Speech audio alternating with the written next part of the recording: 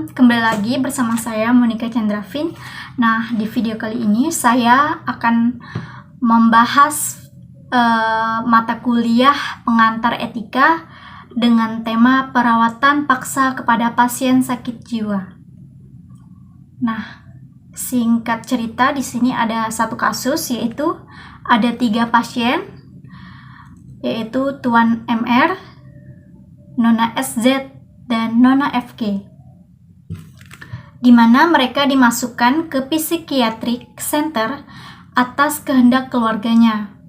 Masing-masing diputuskan oleh pengadilan daerah. 3 pasien ini menolak akan obat-obatan antipsikotik. Mereka merasa keberatan kepada pihak rumah sakit. Mereka tidak mau dirawat dengan obat-obatan antipsikotik. Saya akan menjelaskan terlebih dahulu apa itu gangguan jiwa.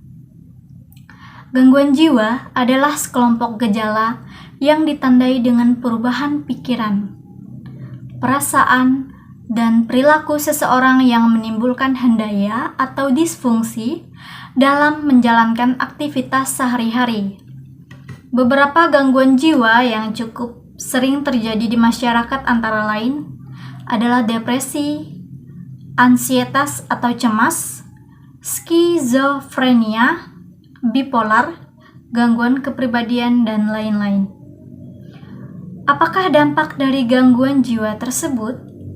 Mereka yang mengalami gangguan jiwa akan mengalami perubahan dalam pikiran, perasaan, dan perilakunya, sehingga dapat mengganggu pekerjaan, aktivitas sehari-hari, dan pola relasi dengan orang lain.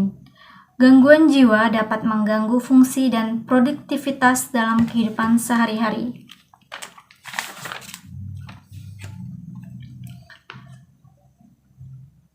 Persoalannya adalah, apakah sebaiknya rumah sakit mengabulkan keinginan ketiga pasien ini untuk dirawat dengan alternatif lain selain dengan obat antipsikotik? Saya akan menjelaskan terlebih dahulu. Di dalam etika itu sendiri menjelaskan bahwa ilmu tentang yang baik dan buruk serta tentang hak dan kewajiban seseorang. Jadi di sini dijelaskan bahwa pasien yang menderita sakit jiwa memiliki hak dan kewajiban untuk keputusan pengobatan tersebut. Alangkah baiknya pihak rumah sakit mengabulkan keinginan ketiga pasien ini untuk dirawat dengan alternatif lain selain dengan obat antipsikotik, karena obat tersebut adalah golongan obat untuk mengendalikan dan mengurangi gejala psikosis yang bisa dialami oleh penderita gangguan mental. Nah, obat antipsikotik ini untuk mengatasi depresi berat, halusinasi, delusi, mania atau senang yang berlebihan, kebingungan, perilaku kasar, pemikiran yang kacau, kecemasan yang berat. Namun, untuk ketiga pasien ini tidak memiliki gejala tersebut.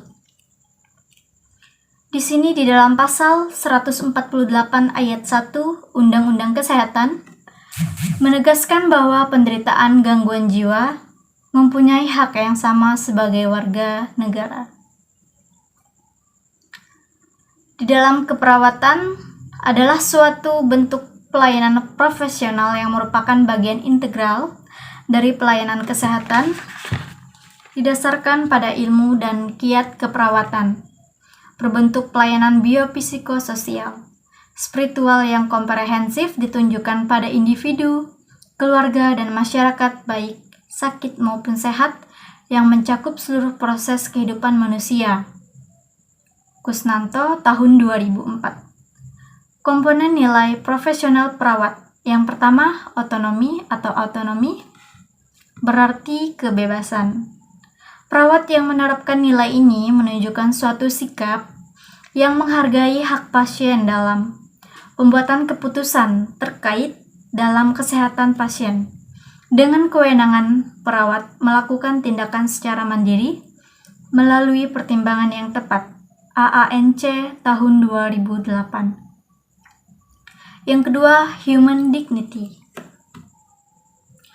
Cara menghormati martabat manusia dengan segala nilai dan keunikan yang dimiliki pada setiap individu atau kelompok perawat dalam menjalankan tugas asuhan keperawatan, meletakkan seorang pasien pada saat melakukan tindakan perlu memperhatikan hak-hak yang harus dihormati sebagai seorang manusia.